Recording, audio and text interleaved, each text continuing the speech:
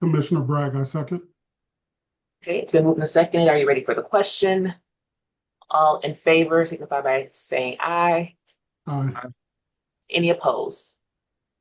Okay, our minutes have been accepted for approval. I do not see any members of the public here, so we will move forward to the chair's update.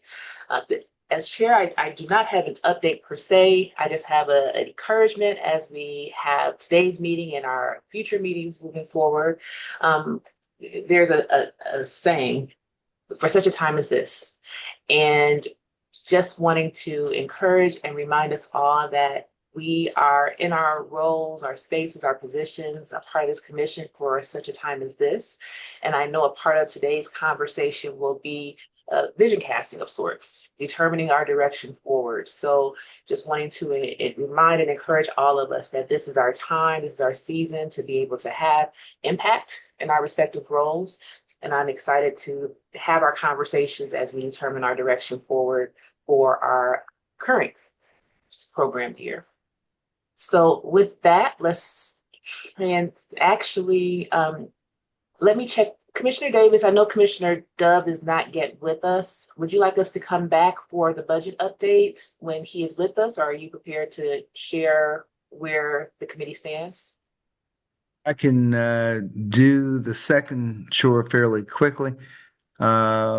We have met separately with the executive director and gone over our past couple of years' financial records.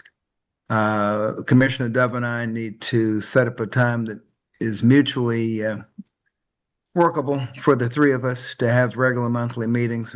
I'm anticipating wouldn't take more than 30 to 45 minutes a month, if that. So we will find a noon hour day that we can do that. In looking at our finances, our money is split into two pots, that which is approved as part of the governor's budget, which really does not have much in the way of money that we can manipulate during the course of the year. It's enough to keep the office open.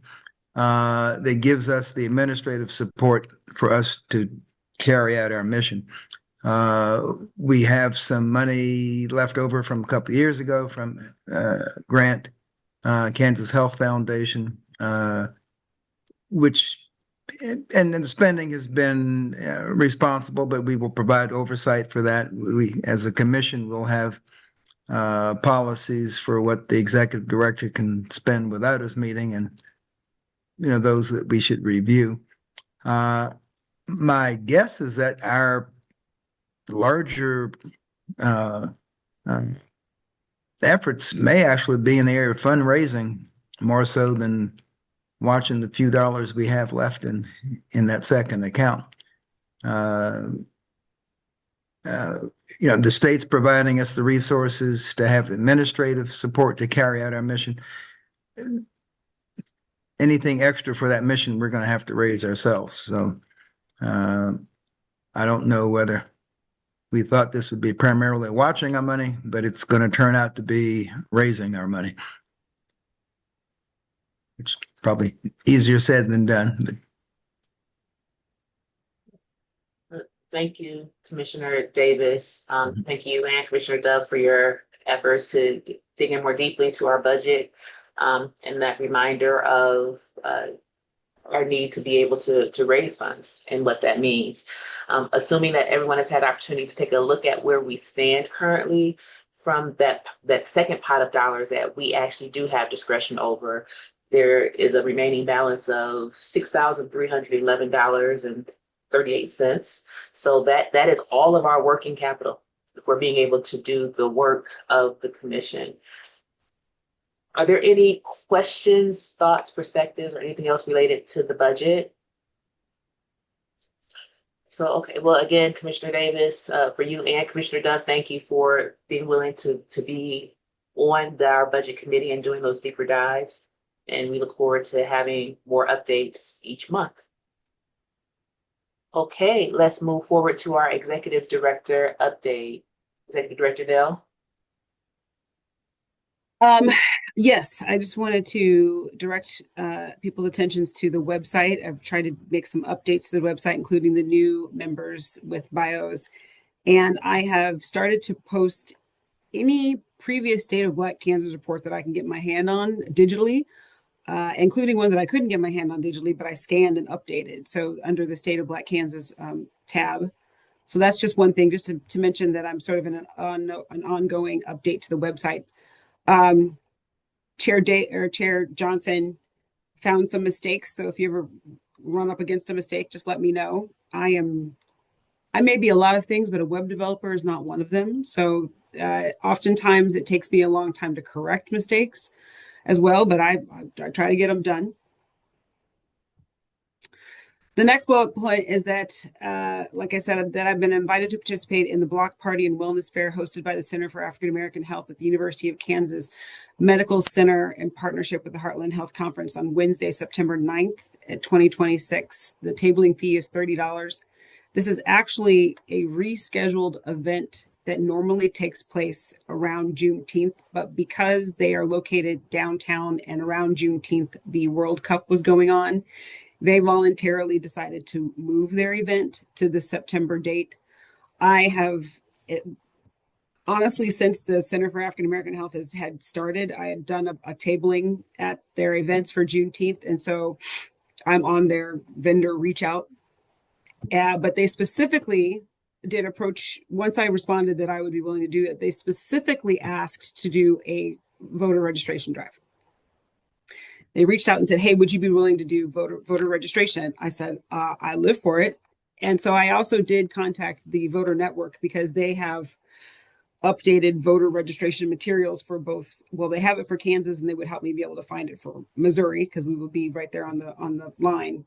So I've been in contact with them to see about getting correct materials and potentially having Window or someone from the voter network join me at that tabling event in order to focus on, well, I don't even know what it'd be to focus on because I'm still going to be there to represent KAAC and it would still be the KAAC table and everything would be KAAC, but at the same time, really focusing on voter education and potentially voter registration. Stacey, I have a question with that. That's why I stopped. Is it possible, since, well, assuming we continue on with this focus, which is encouraging more Blacks to apply for boards and commissions, to also have some literature or sign up or some communication to encourage, in addition to voter engagement, also engagement on some of our boards and commissions for the state at that event? Yeah. Okay, we could do that. There is a tabling fee of $30. I had hoped beyond hope that between our last meeting and now I would have been able to meet with the, but $30 falls well below the threshold in the bylaws of what the executive director can spend without necessarily coming to the commission. But just so you know, there is a tabling fee of $30. And that will come out of the Kansas Health Foundation pot. It has not been paid yet, but that is the intent, is to take that $30 tabling fee out of the Health Foundation portion.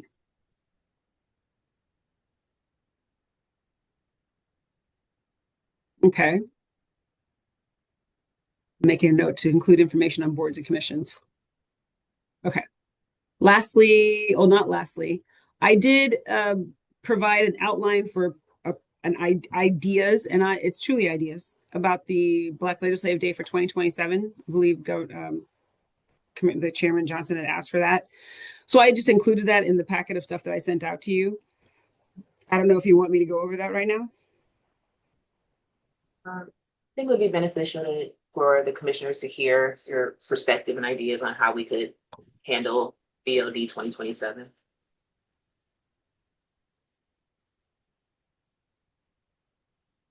Let me. Uh-oh, there's stuff in the chat. Let me look.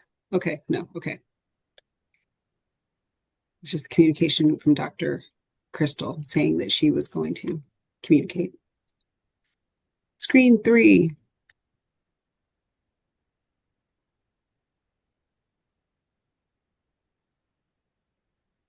And Stacey, while you're pulling that up, I can share for the sake of Commissioner Bragg, since this is his first meeting, some of the conversation and feedback regarding Black Legislative Day that's leading to today's conversation is historically it's been a once a year, 1 day event.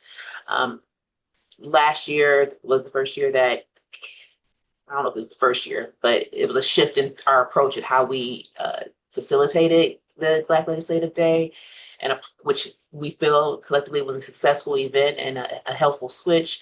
But really looking forward, we have been in conversations with the commission about what can we do, how can we format and frame Black Legislative Day to be responsive to some of the feedback that we received and to be even more impactful for constituents.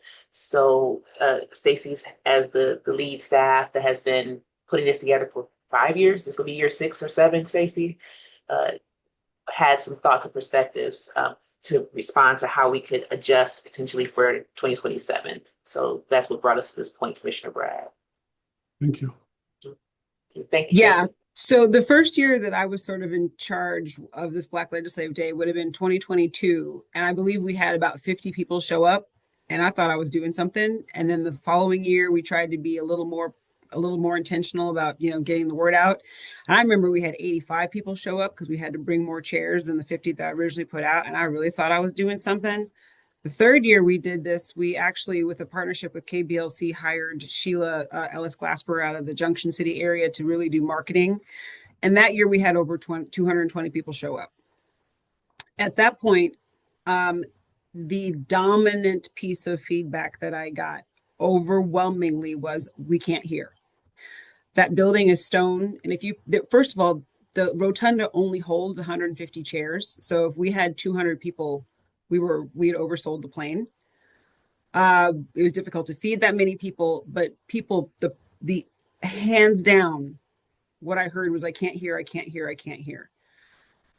Almost immediately, the planning commission had started talking about, well, we needed to move off campus. But then the question is, what's the point of having a Black Legislative Day at the Capitol if you're not at the Capitol? So we did one more year where I tried to solve the problem by splitting up, having events take place on the first floor rotunda, but having also events take place on the second floor in the wing to encourage the 200, again, we had over 220 people show up, to split up the crowd. So so it's not like we're trying to have 150 tried to have 220 people in a space that only holds 150 people and split up the crowd. That was somewhat successful, but still the dominant feedback I got was that it can't hear, because the simple truth is that that building is stone and sound reverberates. So with the opening of the docking building so close to the Capitol, and the fact that they have that room that is designed to hold, it holds 225 people, and it's wired for sound and has all the screens, I made the executive director decision to just move to docking because I had to try something. So what I learned was that the portion of having people listen to a speaker, listen to the governor, listen to the legislators, that is best held at docking because people can hear. It also has a kitchen so that any caterer can set up, they can serve food. People can sit down and eat at a table as opposed to having to balance their. Have you been to Black Legislative Day before? Remember Bragg? I think you've been. Yes, I have. Right. So, I mean, like in years past, some people are balancing their food on their lap, whereas at docking, everyone can sit at a table. It really did solve the one thing that I was trying to solve, which is let people hear and let people be comfortable. Immediately, the feedback was that, yes, that's great. But 1, we're not in the Capitol. 2, legislators want people to come to committee, come to the floor, come to all these things. Now, we did provide ways to take people to committee. We did take people to the chambers. We did take people over there, but and we had a vendor fair still going on 2 floors in the Capitol, but it was not ideal. I loved it because I learned a lot. I learned what worked. I learned what didn't work. And so now moving forward, I've got another idea. It's an idea. And that's where it comes in with this idea of just taking an entire month. Okay. So these dates are arbitrary. I'm not saying it has to be these dates, but that the first day, it's going to be speaker focused. Okay. Widespread marketing to attract the largest number of people. This would be held at docking. There would be a vendor fair at docking because there's space to do the vendor fair at docking. It's earliest in the month of February. Like I said, this is arbitrary date. I don't know what the perfect date would be, but this is the thing that would be earliest in the month. So this is the one that the governor would come to and do the Black History Month proclamation. This is the one where all the Black legislators would be invited to give updates. And the whole goal, here's the goal of this day. What are we trying to accomplish? What's the goal? Why are we doing this? The goal of this day is to educate, not engage with a large number of legislators, or to talk about the legislative process. The goal of this day is the education, the lectures. That's it. That's the goal. Why are we doing it? That's the goal. For a deep understanding that this is not the day this is not the day for someone to come if their primary focus or their hope is to go to committee, right? Can people go to committee? Yes. Will this day have visiting committees as a focus? No, right? And I think that needs to be clearly explained that this first day, it's not committee. If you want people to go to committee, this is not the day for you to be looking for people to go to committee. There will be other days, so that the first day would be the largest thing. If we can get 220 people, but I'm not gonna worry about taking one person over to the Capitol. Okay. The next topic, and now this is one that I worked through because when we had the Junction City event, there were a lot of veterans who stood up and expressed a lot of issues for veterans. I'm like, okay, now see that, boom, that's perfect. I can work with that. So arbitrarily the next day. So this topic is Veterans Affairs. All events are going to be at the Capitol. Not a single thing is going to be at docking. There's not going to be a vendor fair.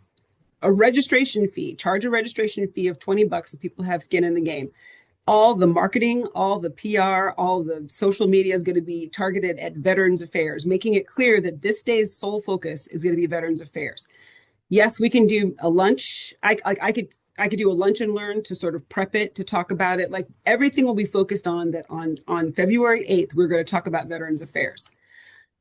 People who are interested in Veterans Affairs are encouraged to register for this date. Here's the big thing. Attendance is capped at 50 people. Let me tell you why.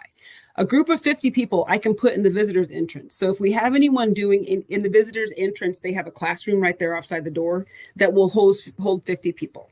That's a room where if we have someone who wants to come and talk, we can close the door. They have AV and people can hear. So it solves the I can't hear.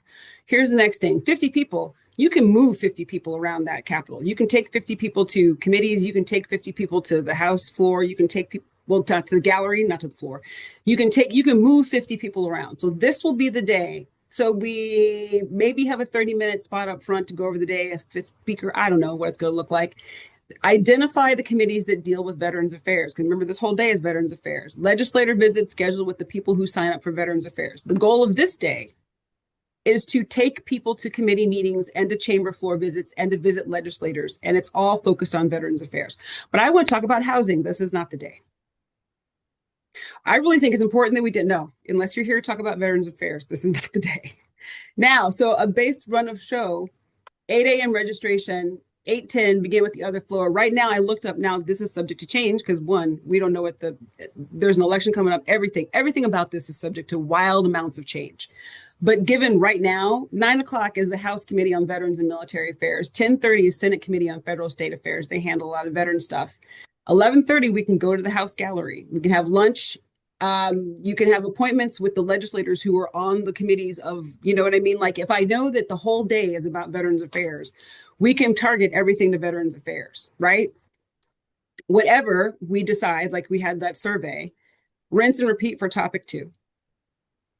My thing is education, fantastic. Well, now we know we go to K-12 budget and we go to Senate, and then we find out those committees. It's still 50 people. It's like, well, I'm here to talk about food scarcity. That's not your day. So like to really narrow it down, because having now done this several years, moving 225 people is just not feasible. That building it's just not feasible. Moving 50 people we can move. It's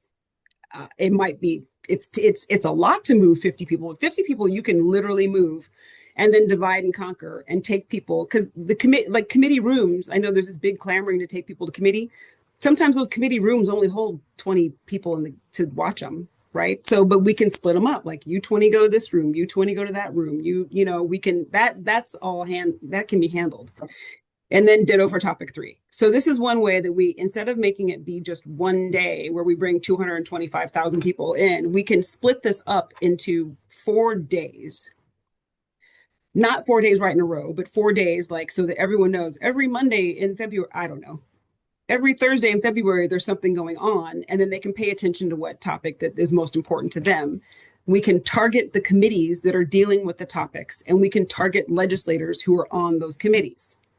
That way it's not just that scattering, you know, scattering to the winds, but it can be very, very targeted. So that's kind of that's the idea of breaking it up. Yeah. See, thank you for thinking through this and sharing this outline with us. I'm going to look to the commissioners for any thoughts or feedback on this approach, which is different than how Black legislative day has been handled previously. Commissioner Bragg? Yes, this is Commissioner Bragg. I do have a question. You recommend or you reference Veterans Affairs. Is that something you're recommending, or you're just using that as a placeholder, so to speak? When we went to Junction City, this is directly because there were several veterans in the room who raised Veterans Affairs as a topic, knowing that there are large members of numbers that are our veterans. I use this as a placeholder, but also as in I know that there are people for whom Veterans Affairs is their thing that they want to engage in. And I know like this is like an ideal topic where we know that there are people who are veterans in the state. We know that the large number of veterans are African American. And we know that with people living in the Junction City, you know, Fort Riley area. This is a topic where there are committees that are designed to talk about this topic, right? Yeah. Like this. So if the clamoring, that's the other thing I've heard ad nauseum is we need to take people to committee. We know we need to take people to committee. There are committees that deal with this topic. So there are committees that we can take people to. That means that there are legislators on that committee that we can also set up meetings with. So it's kind of both where it's no, it's not both. This is not an arbitrary topic. This is not just merely a placeholder topic, but this is a possible topic. I would also like to see us do something with maybe a youth day, where we invite high school students, and particularly focus on them. African-American high school students, get them involved in the process, introduce them to what we do, but also what the legislature does, how government works. It's a sort of a hands-on thing that we could do with them. And so I think that would be a good use of our time as well. That could be, I mean, like I said, there's rinse and repeat for topic 2, ditto for topic 3. And if you all vote that one of those days is Youth Day, then that's it. That day will be focused completely on youth, and then we will not talk about anything else except whatever. If it's just, this is how government works. Like, I mean, it can be civics 101. But so, yeah, so like I said, every year I try to solve the major problem from the previous year. And for several years, the problem I was solving is people can't hear. Now the problem is I need to figure out some way to try to make as many people as happy as possible, which is a losing proposition. But I think this is one way to sort of make a step in that direction. Well, this is Commissioner Bragg again. I would say that I didn't make last year's, but I was one who had a problem hearing in the rotunda. It just was difficult. When I can't hear, I'm not engaged, and so my mind was everywhere, and it was just a difficult environment. So I would imagine being in the other building really did help that, and so I think that's a good thing going forward. I think we ought to continue to do that, and then visit the House when we need to, visit the Capitol when we need to be there.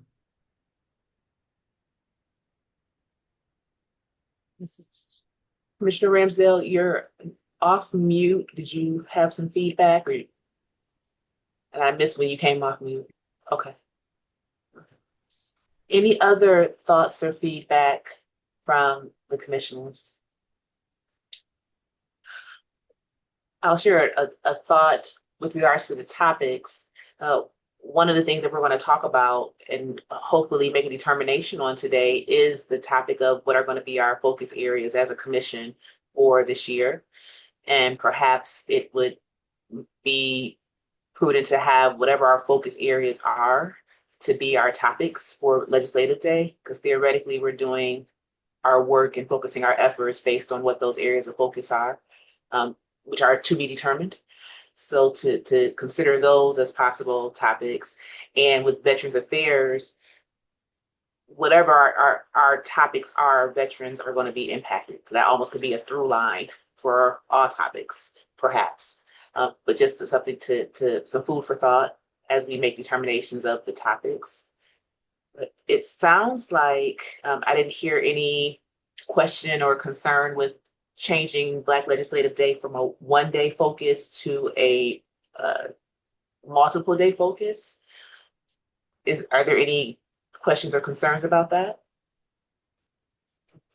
Okay, Stacy, as just being mindful of the realities of, as you shared, we don't know what's going to happen and how the commission may stand at that point. But this is an event or a series of events that we're looking at taking place in February. What do you need? What can we do now to shore up our ability to deliver on what we're proposing for February? What would you suggest we do now to go in that direction of being able to deliver in February? But there are still some things we don't know. Oh, there's a lot we don't know. I mean, I think one partly is that the survey, which I sent out, that you said for people to send out that from the feedback surveys. Yes. Maybe just would be to pick topics. If there's topics that the commission thinks, that's pretty much it. Because, like, for example, Veterans Affairs, if it's Veterans Affairs, I can't see them getting rid of the House Committee on Veterans and Military Affairs.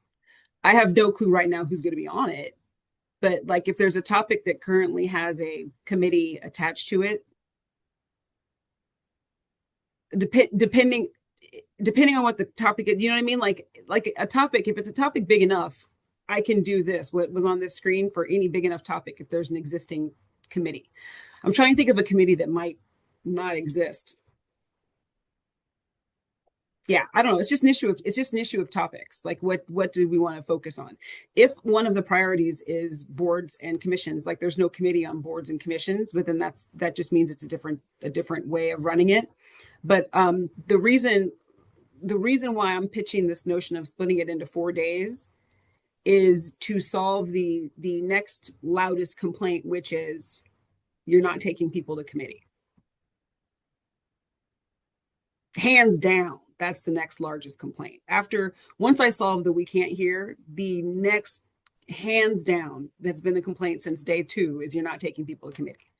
So if it were up to me, these would all be legislatively focused things where we could take people to committee. And then, Youth Day might be something different, unless we're taking the youth to committee. But this seemingly is an opportunity to answer the cry of, we need Black people there to talk about the issues that are important to Black people.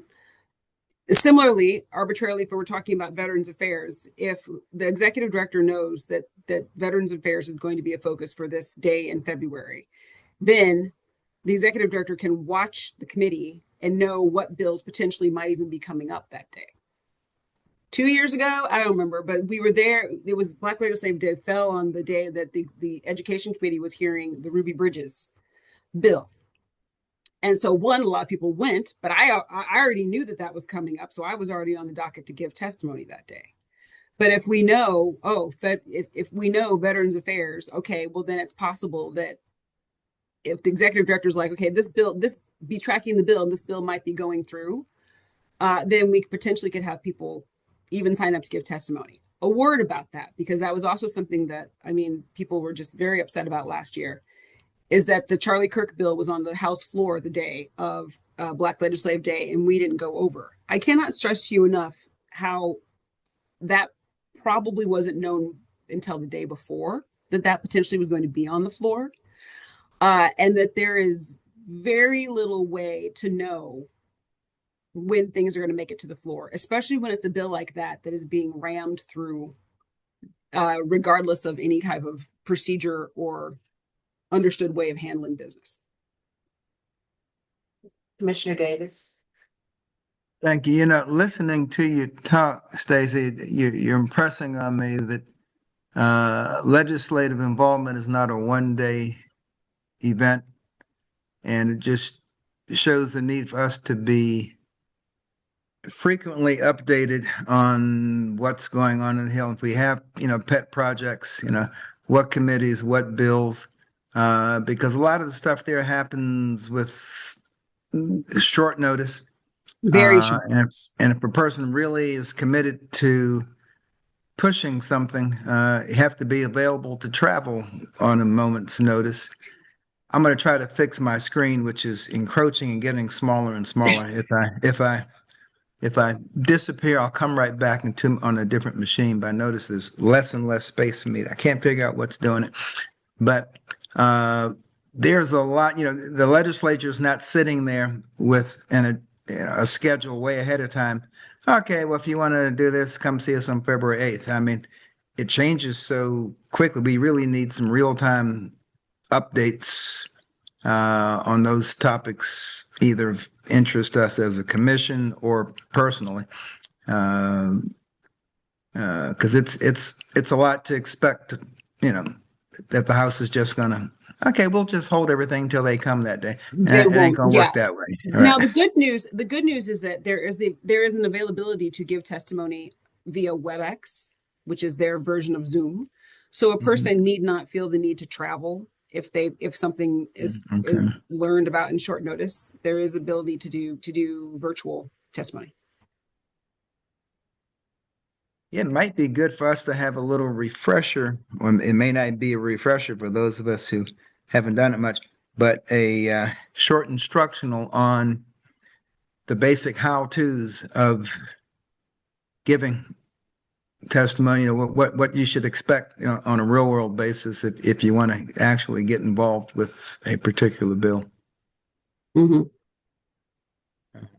I admittedly don't go to Topeka very often. And I think some of you on the screen here probably, relatively speaking, do. It's one thing to read about, it's another thing to actually have been there. And yeah, they say this, but this is what you really have to do. Yeah. So, and then also knowing the crowds that tend to come to Black Legislative Day, if there's a person who mobility is an issue, this first day is their day because everything's in docking, right? Docking is the brand new building that's really nice and easily accessible, comfy chairs, tables, the whole nine. So we'd have to be an understanding that this day is a day for people they're going to be walking. We're not going to be sitting still. And I think that's where the marketing targets everything. So it would be clearly understood from all social media, from all marketing, from anything that comes out, that this is what's going to happen on this day. And to stress that the goal of this day, and at least, in this format, would be the goal of this day is to take people to committee. That's the whole goal of the day, is to take people to committee, to get people to the galleries and to talk to legislators. That this is not the sit and listen to speeches day. Stacey, thank you for this. So to be clear on how we as the commission can best support moving this forward, what I heard you say, and let me know if there's more, this is not it, is first of all determining what are the topics for those 4 days, and also you didn't say that the commission had a role in this, but my question is the logistics of what can we do, or is there anything that we can do now to help solidify this format for February? I know you handle the logistics and things, but is there anything that we can do to support how to get this solidified? Again, realizing that there are so many questionables and questions that exist regarding where the commission stands and what our work is going to look like in February. What can we do now or in advance to solidify still being able to deliver a Black Legislative Day in this format in February? I think the Or- topics, Okay. Okay. because so much of the logistics, then it's just it's just logistics, right? Contacting the right person to make sure to solidify the dates. It's August now. That would, I mean, that's something in terms of solidifying the dates and securing the rooms. I would start doing that in September, honestly. But almost like, for example, anything schedule wise, anything time wise would have to wait until we actually knew the hardcore, like what time our committee's meeting. Right. Okay. So nothing can be determined until the final schedule comes out. Again, I'm not expecting wild changes to the actual schedule, but there are going to be changes to who's on any committee. Okay. Commissioner Davis. Trent Thank you. Davis. Yeah, thank you, Commissioner Trent Davis. That reminded me, do we have an effective communication tree to get this information out to a lot of people in a short period of time? Well, last legislative day, we hired a marketing agency who did all that, in addition to just social media posts and KAAAC's emails distribution. Okay.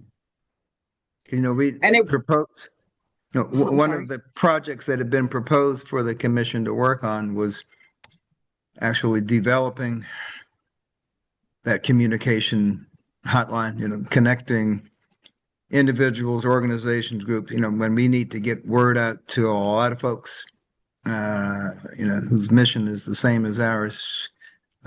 Sometimes it's hard, and this is certainly a good example of, you know, if you have a button, you know, not that there's a button you push and it connects you to all Black people in Kansas, but you know, you can get would that I had message. that. Right. I don't even have one in Salina. I mean, if I could, you know, what do you mean you didn't hear about this? I mean, the city's only but so big. But I you mean, know, one that, suggestion would be Sheila did an excellent job, right? Like, so hiring a professional to take care of a lot of that marketing actually got the word out pretty radically, because that's what she did. That's what I hired her to do. Secondarily, I'm not saying that this is a forced idea, but I know Commissioner Johnson and Commissioner Crystal Davis both have a separate Facebook page. And then the lowest hanging fruit is, if you see something, just share it.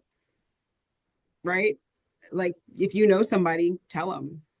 Like, I shared KAAAC stuff on my personal page and send it to my friends. I think don't underestimate the power of word of mouth. thank you. So I want to ask this is one more, I think, pivotal point to keep in mind too, and Commissioner Trent Davis kind of touched on it too, is the budget for making this happen with this new format. What are we looking at, the expense of that?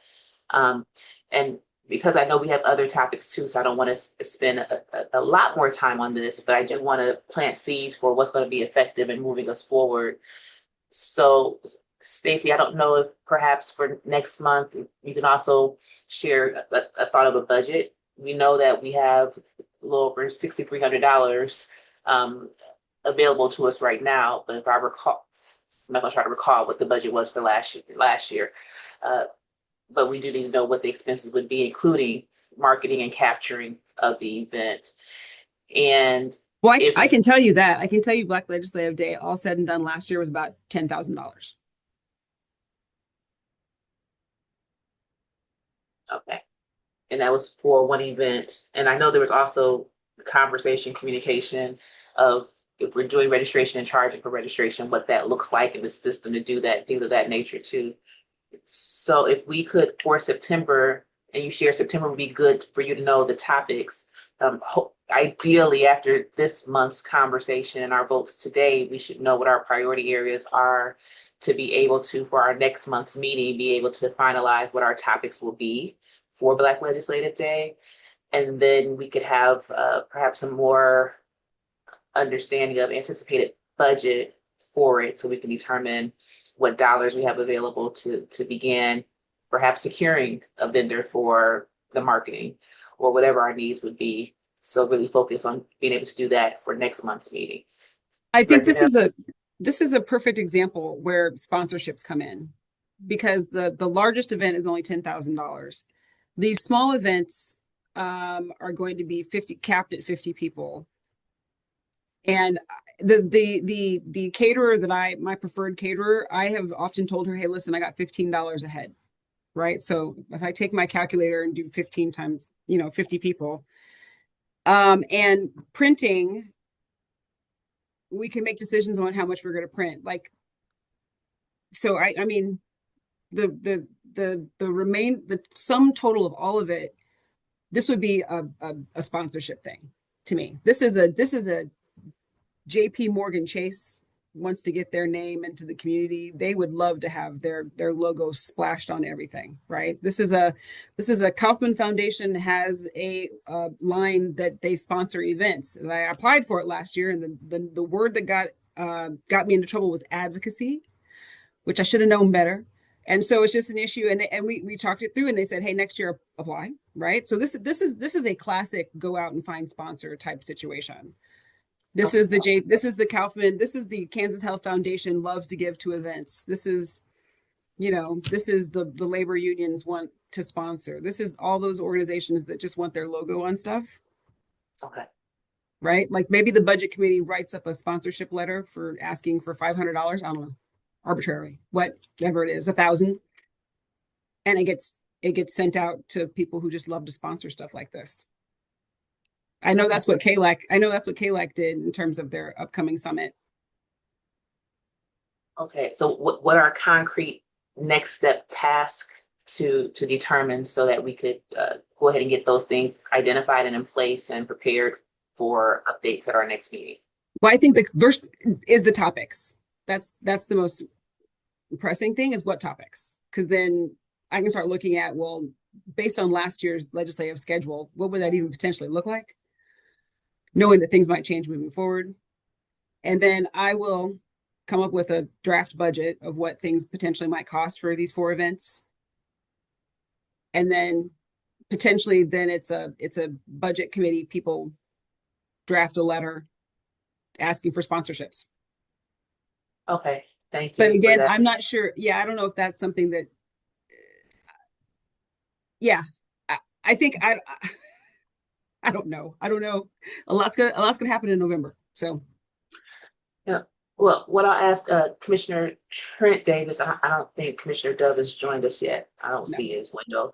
But if I know you and Commissioner Dove are going to be communicating and connecting during the month, could an agenda item be added about a possible sponsorship letter or template to support fundraising efforts for our Black Legislative Day or Black Legislative event in February or events? Absolutely. No problem. Awesome. And then as we continue through today's meeting, we should have some answers as to our determined focus to help us with determining topics. So again, I feel we'll be prepared in early September when we meet next to be able to solidify those topics. Is there anything else for Black Legislative Day, or are we able to go ahead and move forward to Stacy's next item? Okay, Stacy, back to you. I have a conflict on October 2nd, which is our October day for a meeting. That's actually KAAC's summit that I was talking about, that they've been raising money for. The next Friday is October 9th. However, I had just made plans to attend KU School of Law is having a voting rights summit all day long that is free to attend. And I'm like, that sounds really interesting. And voting rights are important to Black people. I should just go hear what's going on. However, that day, given the schedule that they've already posted, there is a nice 2-hour block in the middle, incorporating lunch and one panel that I'm like, I guess I can miss that one panel.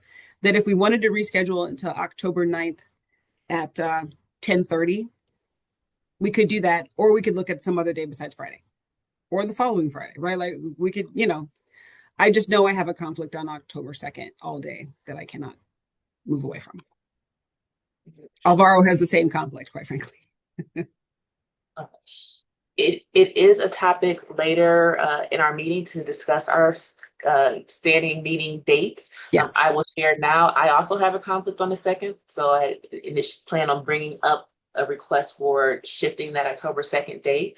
But let's have a full conversation before we conclude our meeting on looking at dates moving forward. Okie dokie. All right.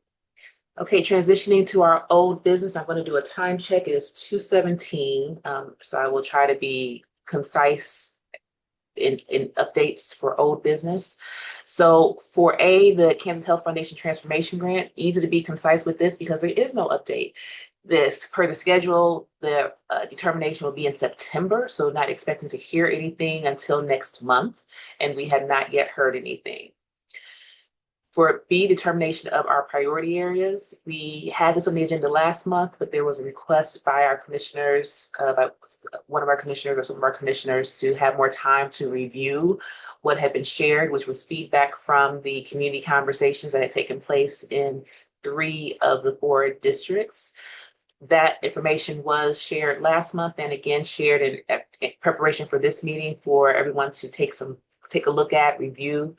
And ideally, today we will determine what are going to be our priority areas for 2026, 2027. With that, I will pause for feedback, recommendations, or even a motion from our commissioners.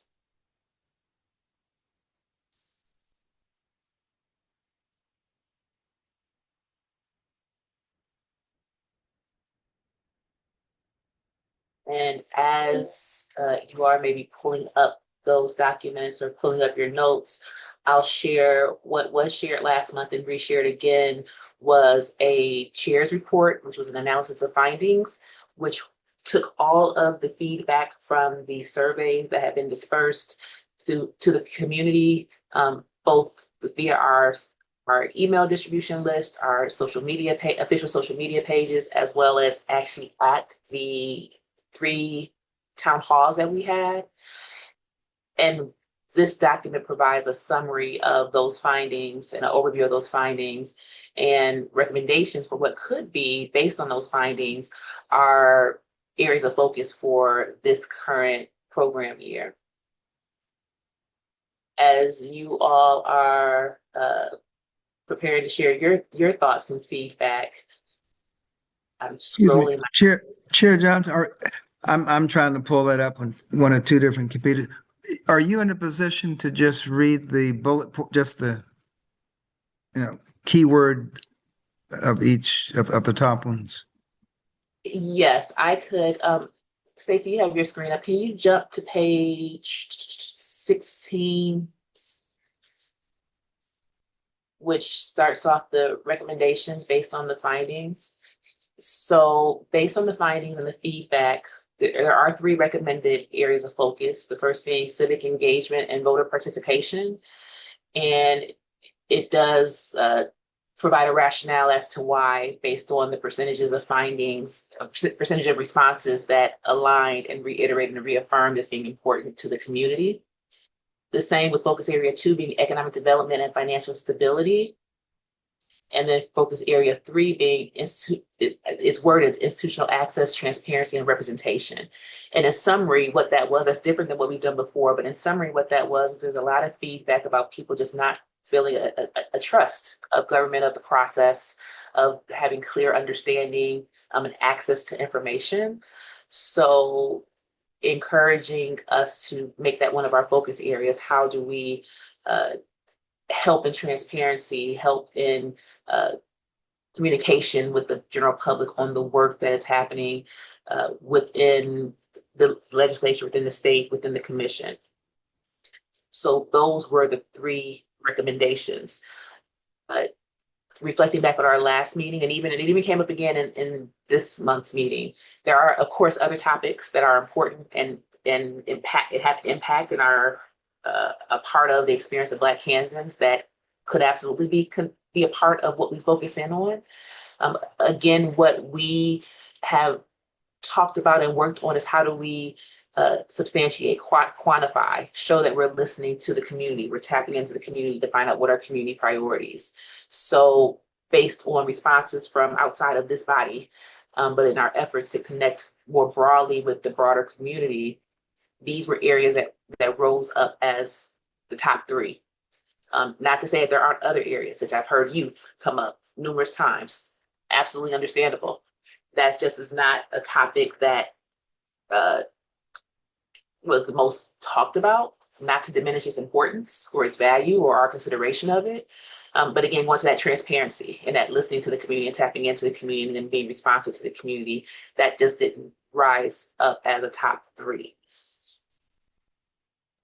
But absolutely, it is the discretion of the commission and the commissioners. What is it that we want to try to focus our efforts on? Because we can't do everything. We want to be able to have some area of focus to be able to have actual impact, which was the reason why we wanted to have actual priority areas.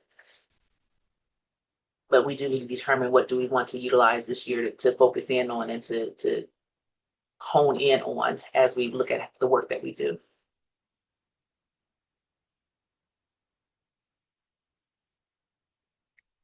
Any thoughts, feedback, suggestions? This is Commissioner Bragg. 3 seems to be the magic number because that's what that's what was given to you by the survey. I'm not sure these are the 3, that all 3 of these are the, and I get that those were the 3 that came up from the survey, but I'm not sure that those are the top 3 that I think are most critical to our efforts. One of the things that I think we probably need to be focusing on is not so much to make ourselves in terms of the commission more notable, but to bring more cohesiveness, if you would, to the African American community, so that we do know that, you know, there are various groups working throughout the state in African American affairs. Maybe bringing those groups together, or I know we had talked about a directory of some sort with that information available. I think that needs to be a priority, something that we really focus on this year. And I'm not sure which of these 3 that it would replace, if it replaces any one of the 3.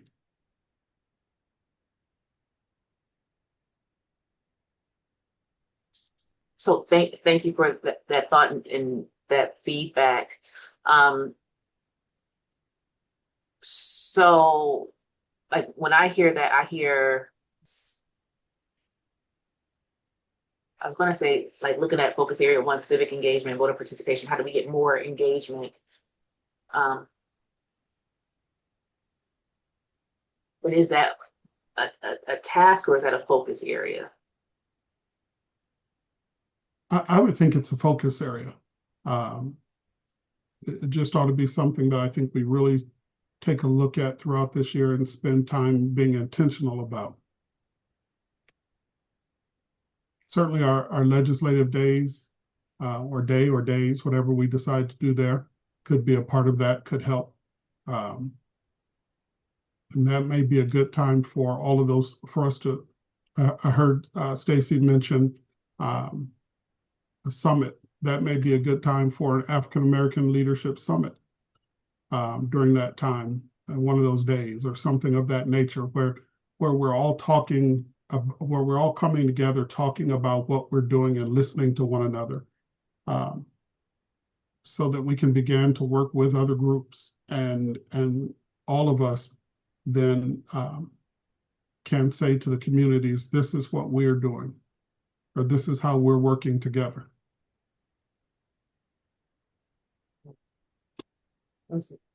Thank you, Commissioner Bragg. And I'm looking and processing what you're saying and thinking through. I do see Commissioner Crystal Davis has included a comment. I'll read out loud. Chair Johnson, you did an excellent job capturing. you did an excellent job capturing the voices, priorities, and distinct concerns from the town halls. I strongly support the 3 recommendation focus areas: civic engagement and voter participation, economic development and financial stability, institutional access, transparency, and representation. I especially appreciate the youth component and the focus on civic education, leadership, and voter registration in our schools. This is an ambitious body of work, but these priorities are grounded in what Black Kansans told us and give KAAC a clear, meaningful direction. Outstanding work. As we determine which issues should carry the greatest weight, I want to emphasize that Veterans Affairs continues to emerge as a clear priority in Congressional District 2. I continue to hear concerns related to property tax relief, access to benefits and services, housing, and economic stability for veterans and military families. Given Fort Riley's significant presence, I believe Veterans Affairs should remain a visible District 2 priority within KAAC's broader statewide work. Okay. Thank you, Commissioner Davis, for adding your voice as well. And that reminds me too, let me share, I see you, Commissioner Davis, Trent Davis. One of the things that we also have talked about as a commission is that even though we may have commission-wide, statewide areas of focus, that does not remove the possibility and the expectation that as there are things specific to our districts, which have some unique characteristics and things happening within them, that doesn't stop us from being able to, within our respective districts, engage in that space as well. We were just looking at how do we identify some shared statewide perspectives and priorities of things to be able to focus in on. So I did want to communicate that as well. Commissioner Trent Davis. Thank you. And I don't know how I would suggest measuring results, but I'm kind of echoing Reverend Bragg's suggestion. A lot of folks in Salina mentioned that they felt disconnected from state and local representation. They felt like if they made a comment or sent a letter, it fell on deaf ears, or information of importance was not being disseminated down to them. And sometimes folks just don't know where to look, or they're not on the right listserv or whatever. But I think I love the idea of an African American leadership summit. That would be good. I know there have been organizations and meetings that have tried to emulate that, but we're unique in that we have a nice umbrella name. We have a state legitimacy, so to speak, to be a perfect organization to host a summit like that. But I think it goes back to, how are we connected? I mean, how do we get the word out? Because a lot of people still don't know who we are. And I think we could be effective in promoting civic engagement. Again, it's a hard thing to measure, and I don't know how we would measure it. But the other thing in Salina folks were concerned about was biased activity in the criminal justice system, even in sentencing, bail, charges preferred. It's and I imagine it's not unique to Salina. And some of that's under local control, with the DA. Some of it is state statute. But that's, where we get a lot of complaints locally. I'll stop there. Thank you, Commissioner Davis. Commissioner Ramsey, I thought I saw your hand was up. Okay. You all hear her? Okay, you're not muted though, but we don't hear you. Can Don't you hear hear you. Okay. Yes. Well, thank you so much for letting me know. I just wanted to make note of one thing that was raised up. It may not be the best time because I know we are nearing trying to come to a determination on what those priorities are going to be. But I did want to speak briefly about some old business that we had regarding the potential directory work, and just having a resource available. Stacy did connect me with some wonderful partners, one of which is who is a public historian and historical consultant Donna Ray Pearson and Michael Odaputin with founder and CEO of Omni Circle, which is like a startup community hub here in the Topeka area. This is something they've been talking about quite a bit when it comes to directories statewide. And the conversation was very fruitful. Donna has done this in various counties, one of which being the one that, our capital is in, and has developed many things like this as it relates to history and making those connections. And those two individuals were very interested in being a part of some sort of collaboration like this. I will note, given the fact that this is an area of expertise for her, there are some considerations that would need to be brought forth in terms of payment, in terms of hosting a site if we wanted to do something like that. And then I also just want to make note of, the work that Stacy is putting in to build up the resources on our website. I think all in all, everyone was on the same page when it came to having some sort of directory and some sort of, lifeline in the event something happens where we can get information out to folks and folks know where to go to get information. I think the path forward is something we're going to need to determine if this is a priority, if it's a activity or a specific goal that we have, and something I certainly want to move forward for us, be that in action or not.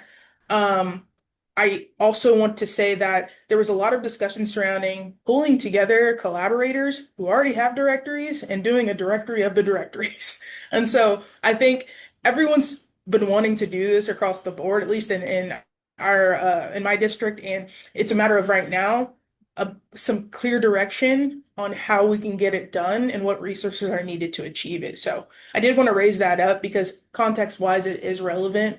But I'm supportive either way. It would be nice to walk out of here with some sort of messaging that I could provide to them as a follow-up, given the time and energy that they gave to contributing to the discussion. So Thank you for sharing that, Commissioner Ramsdale. I see Commissioner Davis has added a comment. We do have a robust directory for DEFH in Geary, Riley, and I don't even know how to pronounce that, but Potomac, I'm not gonna try it, counties that could not help with this effort with a statewide directory. Okay, thank you for that. I want to raise, and I also want to be mindful of time because we do have a presentation from Commissioner Ramsdale that we didn't have time for last time. I want to make sure she gets time to share what she wants to bring to us. Again, these are our focus areas. I'm hearing conversation about specific ways to do the work in the focus areas, not necessarily the focus areas. So, and as I'm hearing these different thought suggestions, to me, they fit within the broad umbrella of some of the focus areas that's already defined or already listed here, which maybe we work on the titling of the name of the focus area to make it more focused. But again, just a reminder, and then sharing with Commissioner Bragg, who's a newer member, one of the things, and it showed up in the surveys, is that we wanted and we were tasked to understand what is the perspective of the community on how the commission could be effective and engaging in the community. And this came from what the community communicated to us. And also what the community communicated to us is a feeling that they're not engaged, not involved, not heard. So I want us to be mindful as we determine what our focus areas are of the fact that we did go through a process to get community perspective, voice, and in turn, hopefully buy-in to how the commission moves our work forward. So with that, and so Renell, Director Nell, I see your hand. With that, what I am hopeful of is that, because it's our second month coming back to this and we're already in September, that we are able to determine today what do we want to have as our focus areas. And keep in mind that these are broad categories that how we do it can vary. It could be the directory, it could be a number of things that were mentioned. They fit into how we do it. This is just an idea and a commitment to what we're going to focus on doing in the broad picture of engagement. Executive Director Nell? Yeah, I think I remember at our in-person meeting, and I remember specifically saying I'm usually loath to do let's just do what someone else is doing. But I remember reading off KAAC's list of their priority areas, and there were like 12. So it's possible that this could just be a both and, right? Because even if you list 12, it doesn't imply that all 12 have to be done with the same level or weight, but that rather than thinking we have to just come up with 3, that perhaps it's just a longer list. Thank you for that, Director Nell. Commissioner Davis, Trent Davis. Would the term African American citizen engagement and inclusion in the government process be a starting point for a topic or goal? I mean, you could wordsmith it, but it's a broad umbrella. For a lot of our citizens don't engage because they don't think it makes a difference. We just have to show that when you get involved, you do influence things and change things. And not necessarily addressing the how, but just the goal. My first thought is Too broad? that's lengthy. And then when you specify African American, not all Blacks in Kansas consider themselves to be African American. So then is that dynamic in language that comes up. And then when I look at the wording for focus area 1, to me, it captures it in 5 words: civic engagement and voter participation, allowing the commission to specify how do we do that, but that we're looking at civic engagement and voter participation. Again, and I'm open to suggestions from and looking for suggestions from the commission. It's 2:38. And we're scheduled to be here until 3 and still have items that I suspect we'll have some more conversation. I would love for us to have our defined priority areas so that we know what we're focusing on. And also as we prepare for our Black Legislative Days, we have some topics as discussed. There is proposed language that I'll again say it's not the prescription as to what precisely we do, just a general category of mindfulness and framing for us. So I would ask for, again, consideration of the language that's there and adjustments from that or additions to that, such as what Director Nell has suggested. But it's up to the commission because we're the ones that are going to be tasked and looked to and how we deliver on this for this year. Commissioner Ramsdale, I lost you. There you go. I was, as I'm thinking about this and coming to a determination, because I know we all kind of have smaller factions of priorities within our districts. I think about the KAAAC report and how it had, its core pillar areas, but below it were some very strategic, action items that were going to be addressed.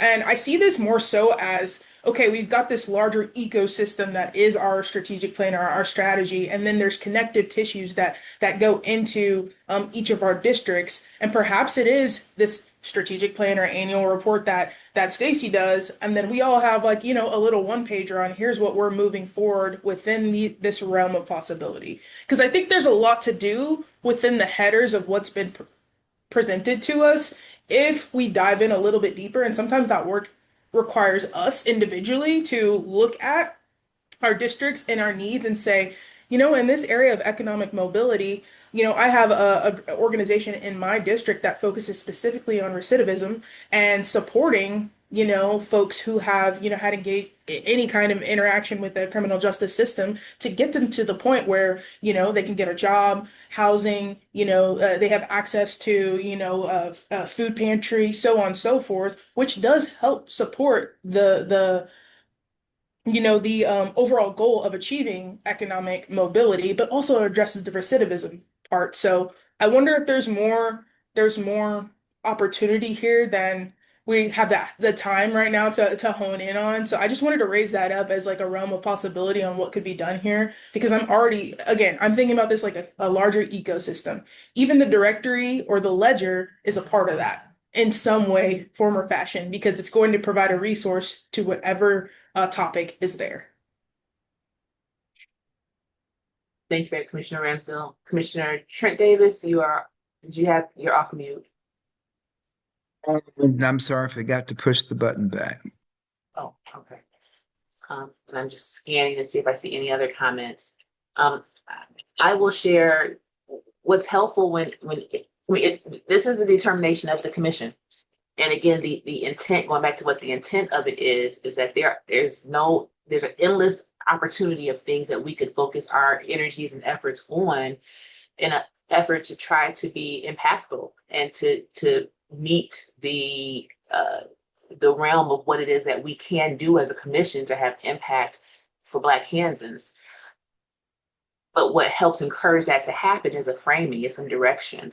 So that was what the process of having the community town halls was, the process of how do we frame our work and our efforts so that we can be impactful versus scattered.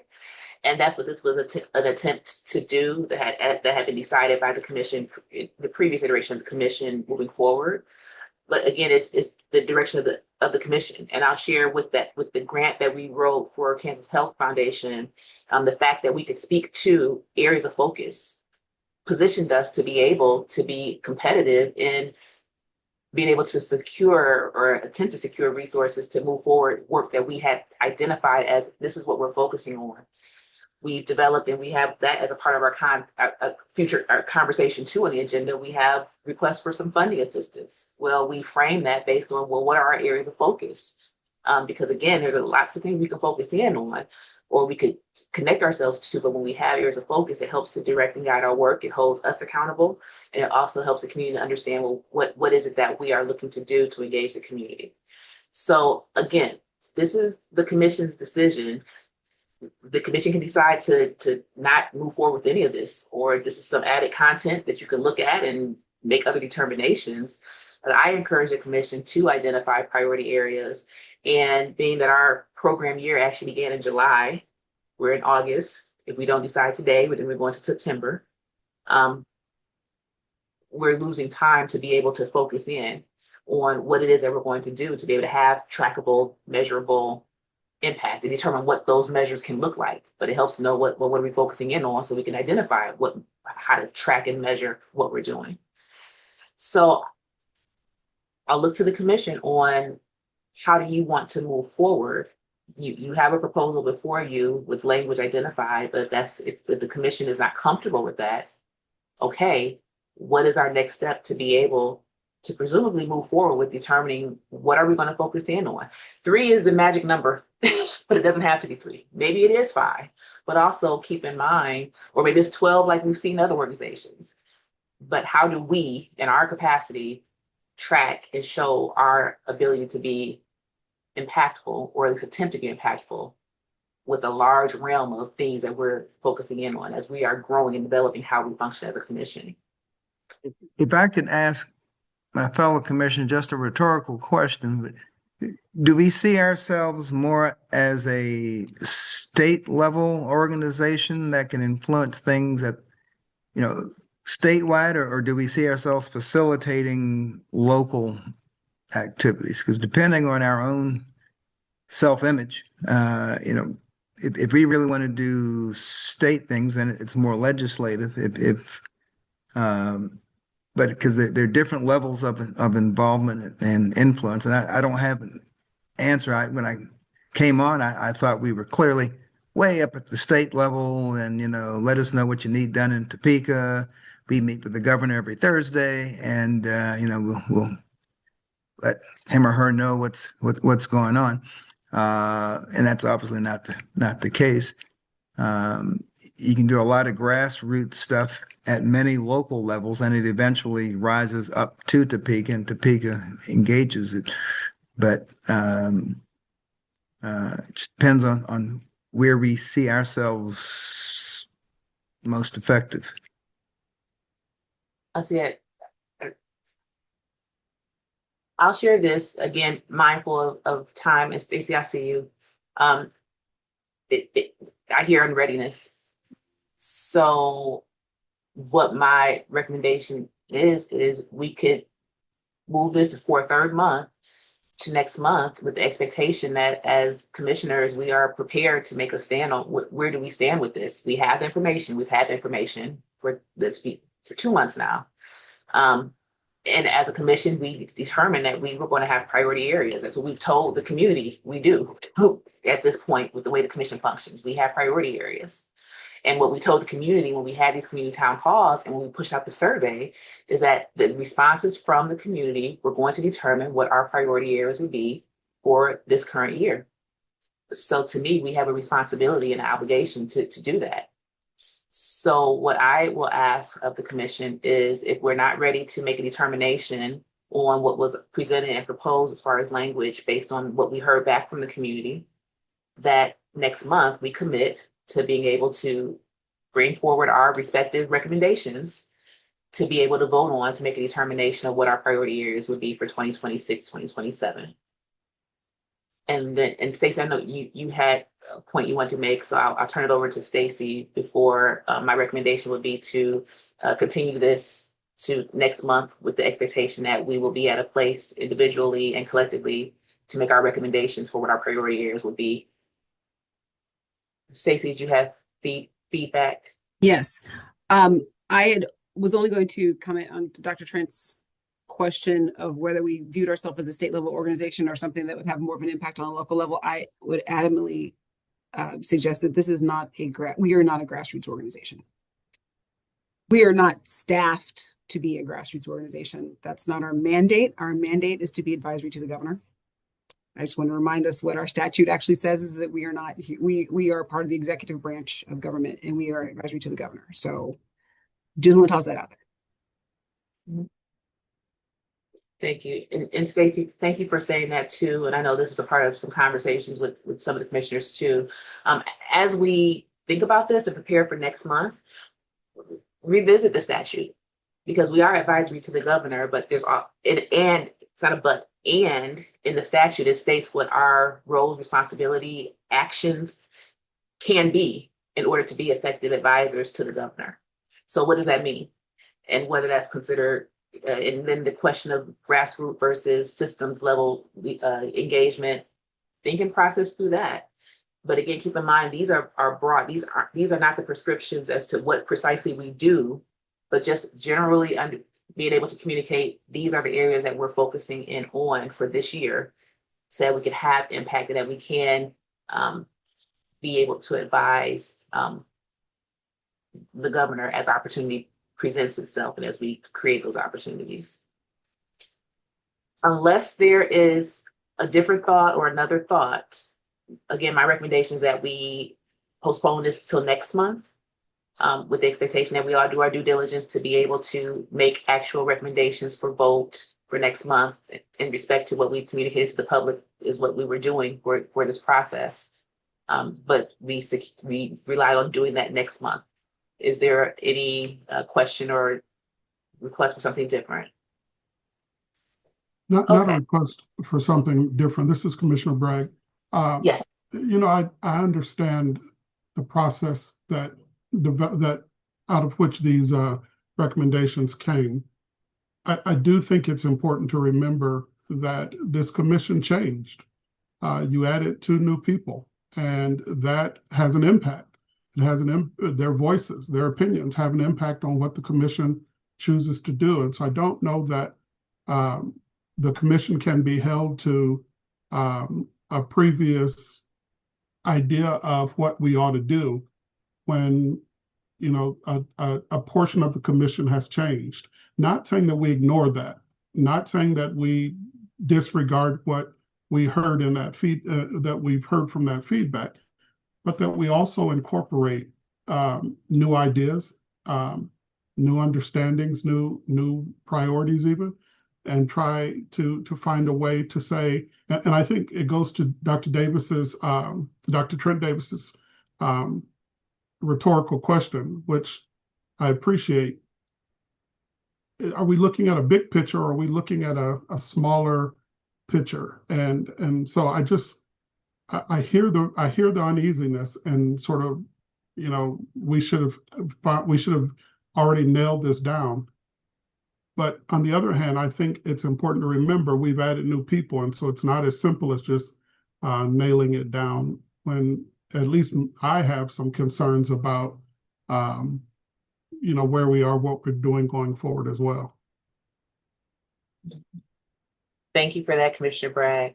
And definitely appreciate that. Appreciate having additional voices and perspectives to lend into what we do, and we want to acknowledge and be responsive to that. And I think that still comes into play of what the next step plan is, which is that we all come prepared with our recommendations and our thoughts of how do we move forward and what that looks like. And it may be different than what we had already established and what it's said to be. That's the benefit of the democracy in which we sit. We'll present it, share our thoughts and ideas, and then determine as a joint commission or as a full commission how we want to move forward. So thank you again, Commissioner Bragg and all. Any other thoughts? Okay, it is 2:52. Let me go back to our agenda and where we are. Another update with JP Morgan Chase. I shared, there was a request, I'm not sure where it originated from, but regardless, there was a request for the contact information for Chase.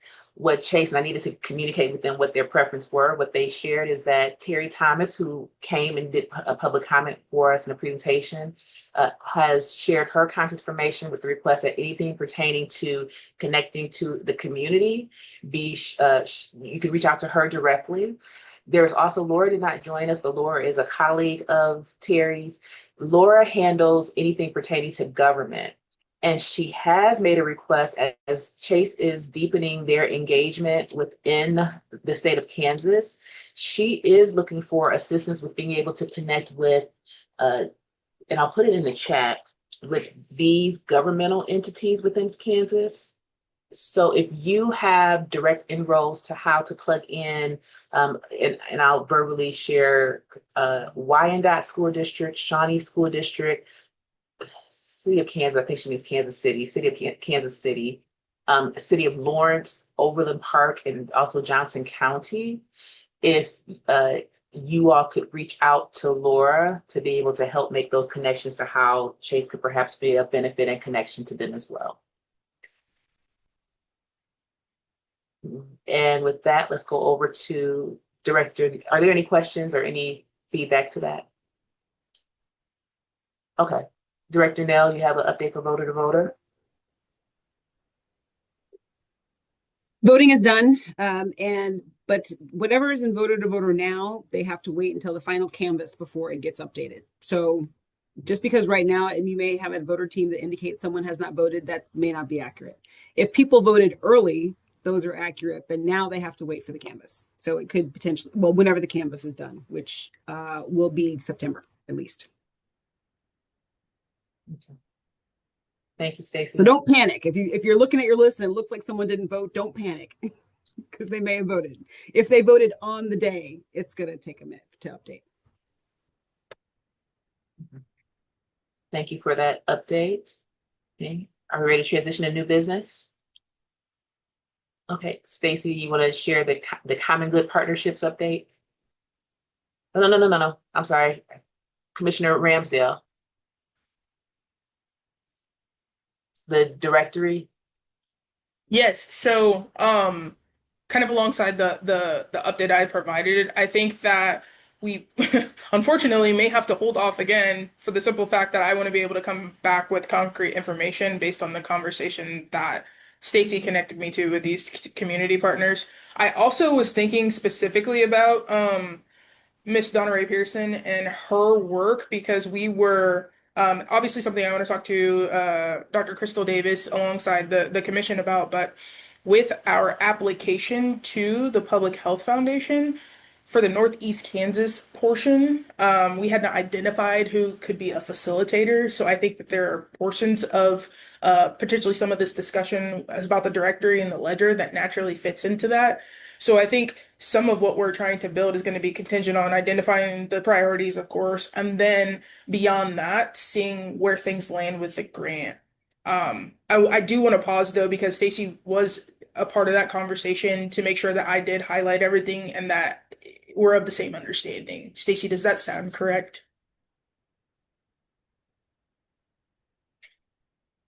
Yes, I think, yes.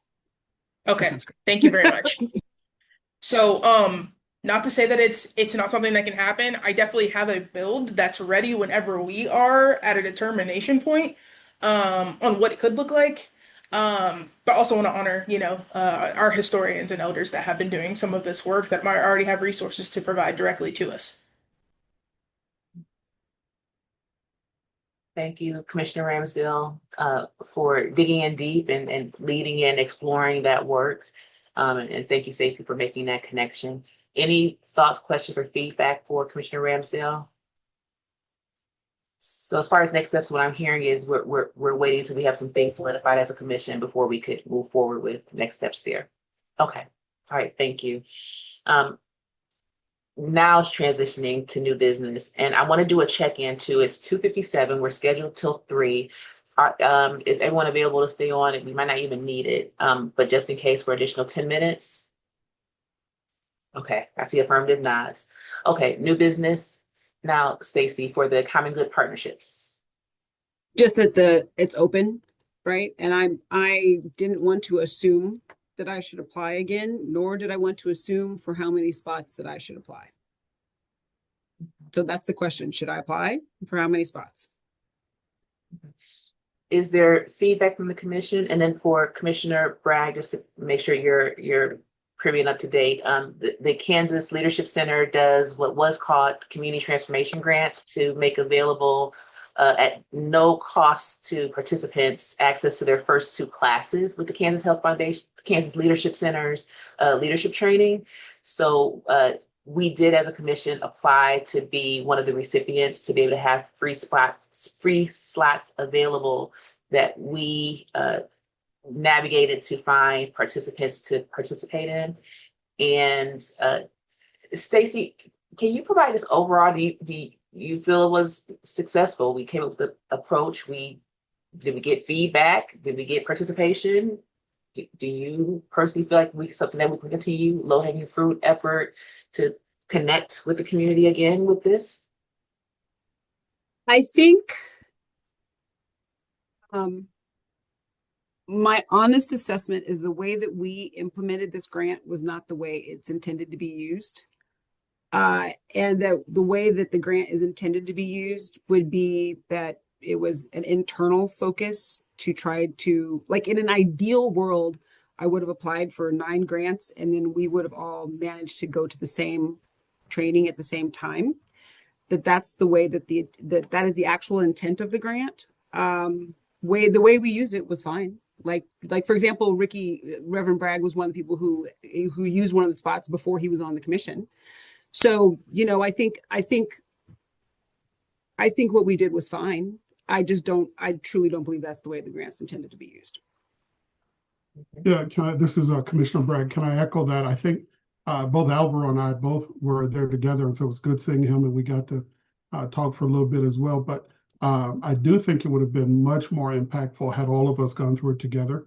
There were some things that, one of the things that they asked us to do was to work on a problem, just for the lack of a better word, that needed to be addressed within the organization that we represented. And so it would have been nice having all of us there to kind of agree, this is the issue we're going to work on, just to kind of walk through it. And, it was a mock thing, but still it would have been very helpful. So I do agree with Stacey. However, I do think being able to give those grants, give those spots, those scholarships to others was helpful as well. I did run into and meet several people who had been given grants from, I don't know if they were through us, but through other organizations as well.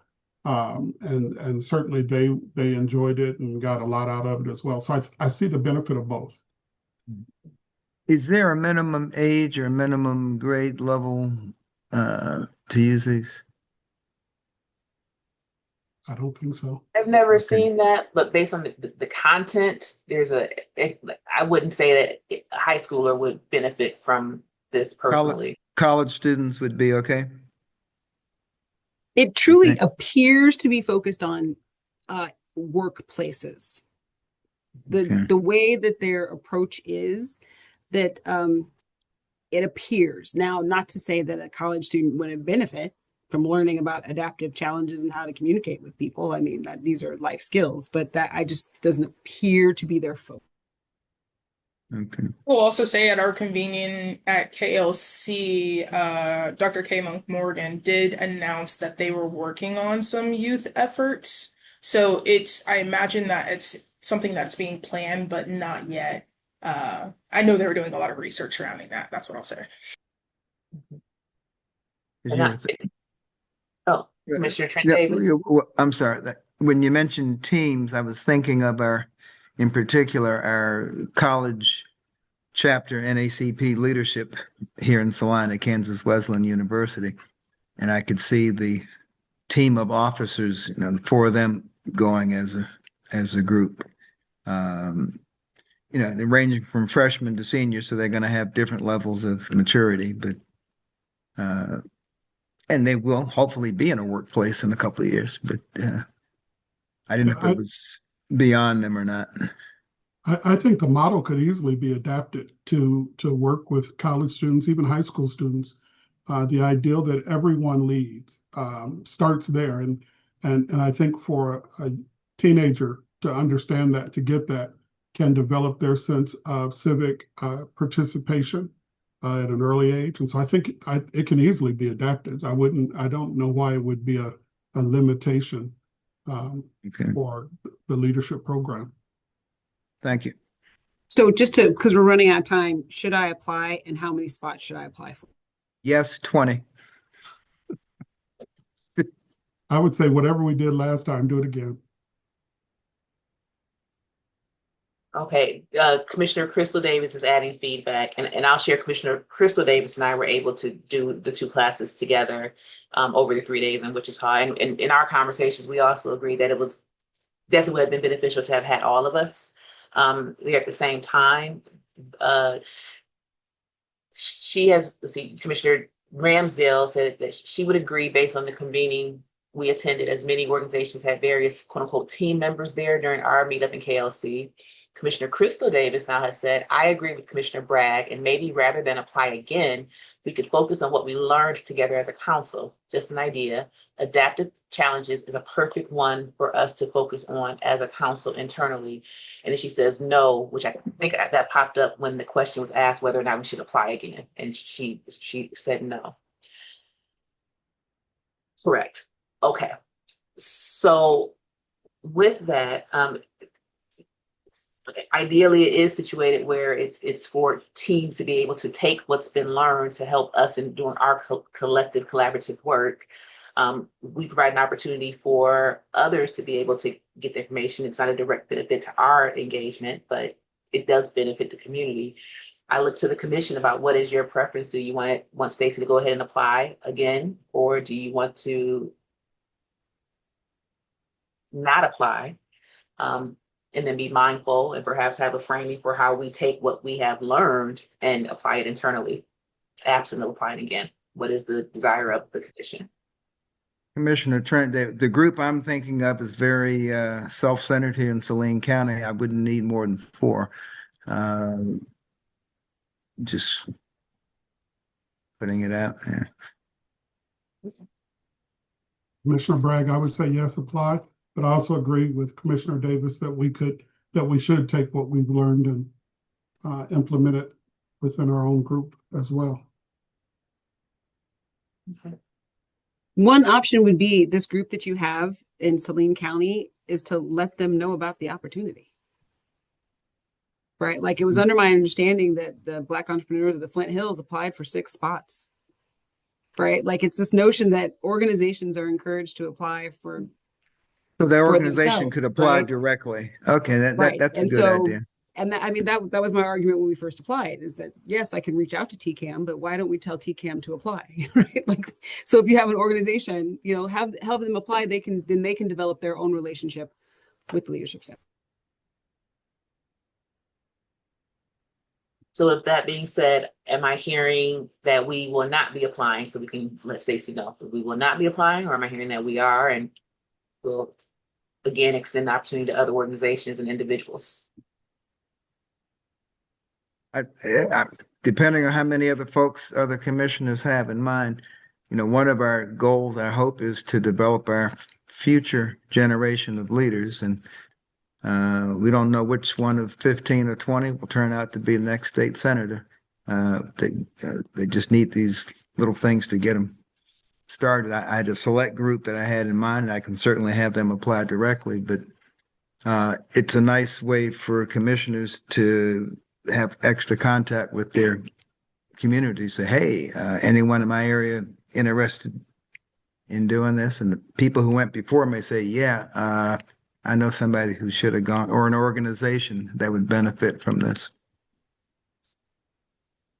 So we have 3 minutes, but I will share this. This is an example of I think the grassroots, grass top conversation and us really determining as a commission, where do we stand? A part of the conversation about when we were first doing the transformation grant or considering it was along what you said, Commissioner Trent Davis, is we can utilize this to help connect to our constituents, to encourage those who ordinarily would not connect to this, to do so and to be a conduit to do it. Is that or is that not our responsibility? Or can it be our responsibility? Or is that a space that we should show up in? Or the other side of that is, well, we know about it. You can have organizations that we know of, tell them to apply themselves. And if they do, they do. If they don't, they don't. I think it's just a matter of how do we want to show up? Do we want to show up as this added guide, if you will, to help the community to engage, which for those who did participate, and I don't think we saw or know how many different organizations or how many were individuals, did we make a difference? If we had not made the opportunity available to them, would they have known about it? Would they have done it? I suspect maybe not. But because we did, now they're connected and plugged in. But is that the role and space that we want? Or do we want to just, and I don't want to say just, I don't want to put a weight on, which is better. It's just a determination of how do we want to show up? So I know Stacey's still waiting for, am I or am I not? This is Commissioner Bragg. Are you looking for a motion or we just, I don't know that this needs to be a motion or? We're not. That's one way to find out very quickly. So please. Because it does literally put KAAC's name as a agreed upon entity and require travel for Stacey and commissioners to go to the trainings or the sessions. So we should put a motion because there's a responsibility of KAAC to be responsive if we do this again. If there's a motion and then there's a vote. I so move that we reapply for the, you have to give me the name again. Partner, what is it? Common Good Partnerships. Common Good Partnerships Grant. Second. The motion has been moved in a second. Are you ready for the question? All in favor, aye. Aye. Aye. Any opposed? And we have an opposed, but the majority moves forward, so we will apply this year. Okay. Moving quickly again, if I can have 5 more minutes. Thank you for your 10-minute grace. 5 more minutes. The sponsorship requests, and we did receive a sponsorship request from the Kansas African American Museum for their Tribute to Trailblazers Hall of Fame. That ask was sent to everyone as well as the rubric. Again, for the sake of our newer commissioner, KAAC periodically will receive requests for sponsorships. Because we were getting a number of sponsorships as well as some questions as to, well, who do we fund and who do we not fund? And also the announcement that we're not a funder either. How do we respond to these requests for funding, support, and sponsorships? So we did develop as a commission a rubric to guide us in determining if it fits in what our focus is and what our mission and objectives are as a commission, to determine whether or not we would take our limited funds to also provide supports and sponsorship to other entities and for other events. So you were provided with the rubric that was developed by the commission and in collaboration of all the commissioners at that time to determine this most recent ask. And everyone was asked to determine if there's a recommendation to move forward with funding the TCAM for this event. I will note last year we did fund them last year. I don't recall if that was before or after the actual rubric was determined, but wouldn't be the first time if we were to move forward with funding them. So I will ask for, Stacey, I see your note. I'll finish this and come back.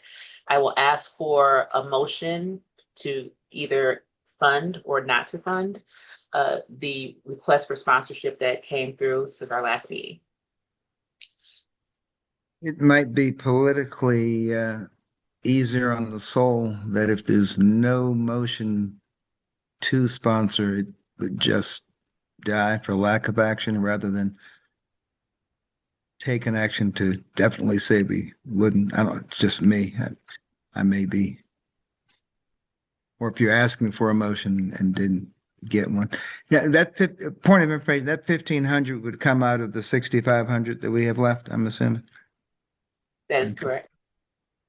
Both points raised would be correct. In order to move it forward, there has to be a motion. If there's no motion made, we can't move it forward and it would fall. A little bit of clarification. It would behoove us to get rid of that 6,300. By a certain date. So as our budgeting committee person, Commissioner Davis, I ask that you take note of that. I also ask in that note, be mindful, we have Black Legislative Day and potential funding needs, FYI. Is there a motion is it a motion related to the funding request from TCAM? Going once, going twice, no motion. Okay, we will move forward. Standing meeting dates. So Executive Director Nell has a question regarding, we will still have quorum, Commissioner Ramsdale needs to hop off. We will still have quorum. Oh, no, we won't. Yes, we will. If you do. Thank you for Okay, letting us thank you know. all so much. Thank you. Executive Director Nell has a question about the number of slots to ask for. Last time we did do 40, 20 for each class, and that was the maximum allowed, correct, Stacey?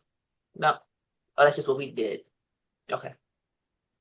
Is there any Yes, some like for example, like there were large, and Valmont would come in and they'd have 100 spots because they're sending like all of their people through. But then like Black entrepreneurs did 6 spots, so it's just whatever. The only thing that was requested is that whatever spots you ask for, you use. So that was the only parameter, I guess. Okay. And are we comfortable with just repeat from last year, same number of spots, same approach in the system we developed? Okay. All right. Thank you, Stacey. Okay, final item, standing meetings. As Stacey shared, she's going to have a conflict in October. And also let me first say thank you for your willingness to have shifted this date due to a conflict that I had. I also am going to continue to have that conflict. So I wanted to see if the commission is willing to shift dates we currently meet, and let me pull up my calendar because I don't want to go off memory, though I think it's currently meet the first Fridays was our standing.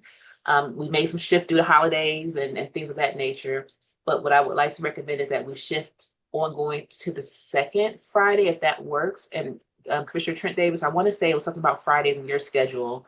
So I'm mindful there are other schedules here, but wanted to see if the commission is willing to transition to the second Friday of the month for our standing meetings. That is still going to create an issue for October with the conflict that Stacey and Alvaro will have. I will share what we have done previously when we've been hit with conflicts, which happen periodically, is though we typically meet on a Friday, if a Friday is problematic, we have shifted a day at least once before. We did I think a Thursday instead of a Friday, or Wednesday instead of a Friday for that particular month. So we can make some adjustments specifically for October. But in general, is the commission able and willing to transition to the second Friday of the month as our standing meeting date for this year? Yeah. I have no problem. I mean, either way, it's My every other Friday, it's a straight every other Friday, so it's not first, second, third. If a month has 5 Fridays, then it shifts, the next. So it's I don't know if anyone else here would be going to the Kansas League of Municipalities. It's that second weekend in October. I'm not even sure I'm going, but if that would impact anybody on October 9th. But even going there, I mean, take an hour and a half out wouldn't be a problem. Probably be a relief, but Reverend Bragg, I am go okay ahead. with the second Saturday or second Friday, but two of our commissioners are absent. So if we're going to move all of the meetings, I would just want to check with them before we do that. But for October, I'm good with the 9th.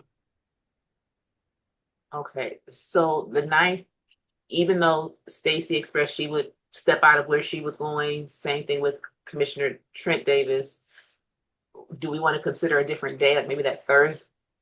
Before I say that, wait a minute. the third Okay. Maybe that third. weekend I can't is do the third. the NACP annual state conference, which I hope will affect someone other than me. What about Thursday, October 8th for October as a consideration?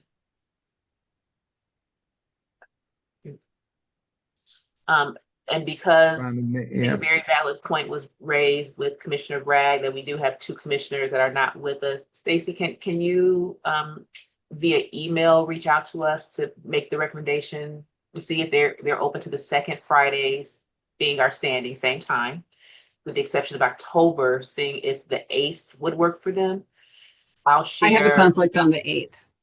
Well, depending on what time of the day, but I have a Women in Money conference that's from 9 until 2 at KU. Okay. Maybe the 7th, we just meet earlier that Wednesday instead for that one day. If we meet on Wednesday, I would need to do earlier. 10 o'clock would be fine. Okay. So Stacy, if you could recommend for our October meeting 10 a.m. on Wednesday the 7th to see if that would work. And if not, we could do like a doodle poll to have people identify when they can. And then whatever time everybody can, that's what we'll do. And we'll try to coordinate that via email. Okay. Was there a problem with the 9th, the Friday the 9th? Oh, okay. Yes. Yep. Okay. Okay. Are there any, thank you all for your willingness and graciousness in considering an alternative calendar for these obligations. Are there any announcements from anyone, anything happening in your respective districts or anything you want to share for the good of the body? Alvaro, did you come off mute?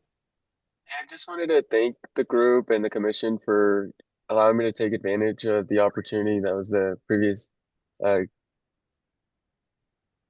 KLC transformation grant that they've now renamed. And I thought it was a wonderful experience seeing Commissioner Ricky Bragg there and other fellow folks that I've really got to